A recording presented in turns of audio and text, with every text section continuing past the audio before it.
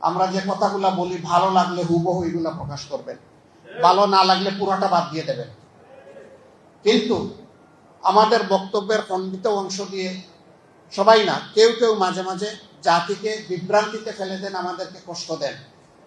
তাদের কাছ থেকে আল্লাহর দরবারে আমরা আশ্রয় চাই, এ কাজ করবেন না। আপনাদের দুই একজনের কারণে গোটা সাংবাদিক সমাজ কেন লজ্জিত হবে? যাদেরকে বলা হয় তাকে জাতির বিবেক, এই বিবেককে আপনারা লজ্জা দেবেন না। যার যার জায়গা থেকে আপনারা নিজ দায়িত্বটা সঠিকভাবে পালন করবেন। বক্তব্যের কাট মিস নয়, ভালো লাগলে পুরোটা, না লাগলে আউট, সারাটা আউট, ব্ল্যাক আউট করে দিবেন। আমরা কোনো সংগ্রাম করবো না আপনাদের, কিন্তু ব্ল্যাক এন্ড হোয়াইট কে এক করবেন না, হোয়াইটকে ব্ল্যাক বানাবেন না। বক্তব্যের সেন্স পাল্টানো ঠিক হবে না। আপনারা সমাজের চতুর্থ স্তম্ভ, এটা ভুলে যাবেন না। এবং তিনটা স্তম্ভকে ঠিক রাখার দায়িত্ব আপনাদের, এইটাও আপনারা ভুলে যাবেন না। সমাজের দুইটা অংশের দায়িত্ব সার্বজনীন, একটা সাংবাদিক সমাজ আর একটা হচ্ছে রাজনৈতিক সমাজ। এই দুই সমাজকে দেখতে হবে চতুর্দিক থেকে, একদিক থেকে দেখলে চলবে না।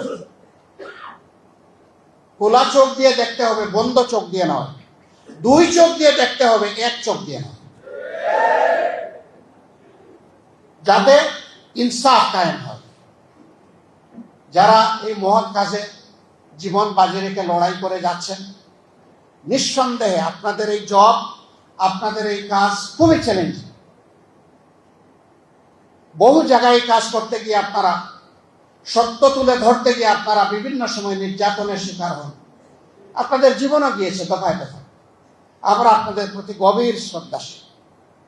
আমরা আমাদের পক্ষ থেকে আপনাদেরকে নিশ্চয়তা দিচ্ছি, আশ্বাস নয়, আপনাদের সঙ্গত, ন্যায়সঙ্গত, সত্য নির্ভর সকল কাজে আমাদের সম্পূর্ণ সহযোগিতা পাবেন।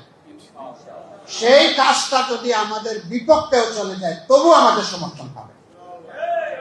কিন্তু কাজটা ন্যায়সঙ্গত, সত্য নির্ভর হতে হবে, মিথ্যা নির্ভর নয়। আমরা আপনাদের কাছ থেকে সমালোচনাও চাই। পত্রিকার দুইটা পার্ট, একটা হচ্ছে নিউজ আর একটা হচ্ছে ভিউজ। নিউজে যা আছে তাই বলতে হবে, ভিউজে আপনি যা চান সেটা বলবেন, মন খুলে বলবেন। এটা নেওয়া না নেওয়ার দায়িত্ব আমার, কিন্তু আপনার বলার অধিকার আছে। আপনার কণ্ঠ কেউ রুদ্ধ করবে না। আমরা সংবাদপত্র তাজা হয়ে, জীবন্ত হয়ে থাকুক আমরা চাই।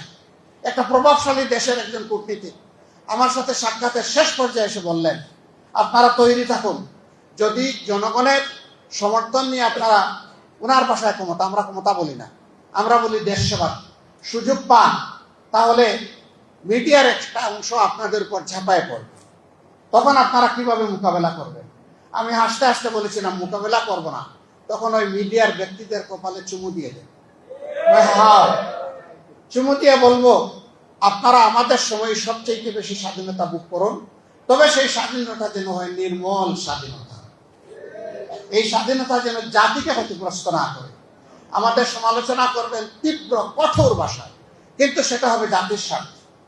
আমাদেরকে ছাড় দেবেন না, ধরবেন, ভালো করে ধরবেন, এমনকি হাতে ছাই দিয়েও ধরবেন, কোনো সমস্যা নেই, কিন্তু ধরাটা যেন ন্যায়সঙ্গত। এইটুকুই শুধু আমাদের অনুরোধ। সবাই ভালো থাকবেন। আমরা সেই মানবিক প্রত্যাশার তারুণ্যের বাংলাদেশ, সেই বাংলাদেশের জন্য সবাই মিলে সব হাত একত্রিত করে সামনের দিকে এগিয়ে যাবো ইনশাআল্লাহ।